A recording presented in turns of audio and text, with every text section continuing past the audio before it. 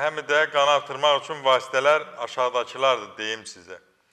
Dananın o belində can əti deyilən qırmızı ət olan hissə var. Onu soyutma, pörtlədin suda, onu qəbul edin.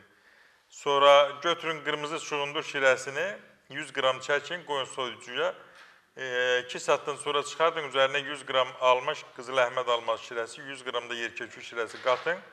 300 qram eləyir, 100 qram səhər, 100 qram günorta, 100 qram axşam yeməkdən yarım saat qabaq qəbul edin. Hər gün o kişmiş üzümü deyirlər. Qara kişmiş. Qara kişmişini. Ondan qəbul edin. Sonra bol miqdarda göyərti yiyin. Və mütləq mənada bal və bəhməzdən istifadə edin. Amma ispanaq yeməyində ispanaq azaldır. Yox, azaltmır. Bal və bəhməz artırır. Azaltmır. Bal və bəhməz artırır qanın faizini. Ondan başqa ərik qurusu qəbul edə bilərsiniz, qara cavalı qəbul edə bilərsiniz.